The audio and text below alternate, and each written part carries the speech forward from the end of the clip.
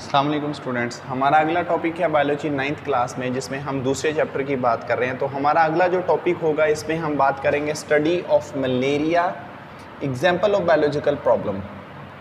देखिए, मलेरिया एक ऐसी प्रॉब्लम है जो बायोलॉजिकली है, यानी कि सिंपली मलेरिया का जो लिंक होता है वो किसके साथ है? मस्कीटो के साथ, मच्छर के साथ। तो जब ये एक लिविंग ऑर्गेनिजम्स के साथ रिलेट करने वाली एक प्रॉब्लम हो जाए तो हम उस चीज़ को नाम देते हैं बायोलॉजिकल प्रॉब्लम का। मलेरिया क्या है? मलेरिया एक ऐसी प्रॉब्लम है जो बेसिकली तौर पर जो ट्रॉपिकल और सब ट्रॉपिकल एरियाज़ हैं वहाँ पर ये सबसे ज़्यादा प्रॉब्लम होती है। मच्छर के काटने की वजह से एक बीमारी एक पर्सन से दूसरे पर्सन में ये ट्रांसमिट हो जाती है। होती है एक माइक्रो ऑर्गेनिजम्स की वजह से, जिसका नाम प्लाज्मोडियम है। इस प्रॉब्लम में बुखार होता है, सर्दी लगती है, बुखार हो गया उतर गया, ये सिचुएशन चलती रहती है। इसको रेकरिंग अटैक कहते हैं।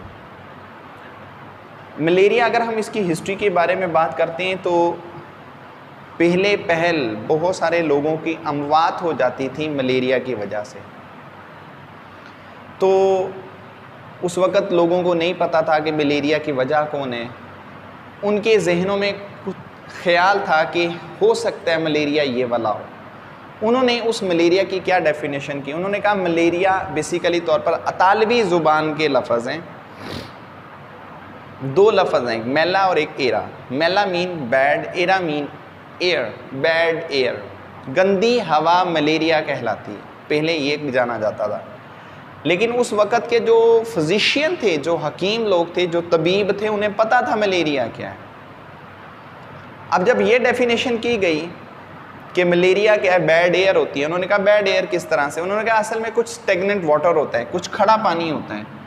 वो जो खड़ा पानी होता है ना, ज़ाहिर सी बात है वो पानी का फ़्लो तो है नहीं, पानी खड़ा खड़ा बदबू पैदा करने लग जाता है, क्योंकि उसमें माइक्रोब्स आ जाती हैं, अदर ऑर्गेनिजम्स आ जाते हैं, वो खड़ा खड़ा फिर स्मेल प्रोड्यूस करते हैं। उन्होंने कहा वो जो स्मेल है, जब हवा उस पानी के साथ टच करके बाहर आती है, वो हवा उस स्मेल को उठा के एक पर्सन से जब दूसरे पर्सन में लेके जाती है तो वो क्या पैदा करती है? बीमारी पैदा करती है, जिसका नाम है मलेरिया।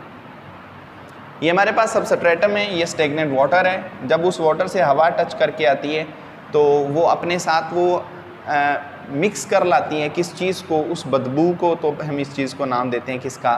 मलेरिया का। ये बातें इसी तरह चलती रहीं तो 17वीं सेंचुरी के अंदर मलेरिया के मुतल्लिक, यानी कि जब अमेरिका को फाइंड आउट किया गया तो उन्होंने कहा कि इसका इलाज भी किया जाना चाहिए।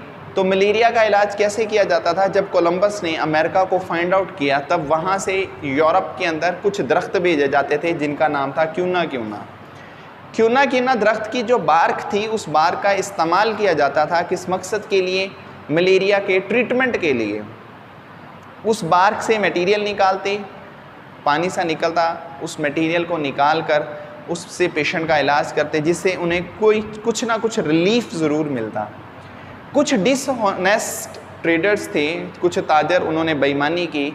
उन्होंने उस दरख्त की बजाय किसी और दरख्त को बेचना शुरू कर दिया, क्योंकि अब उसकी मार्केट बढ़ चुकी थी दरख्त की, महंगे दामों वो बिकने लग गया था।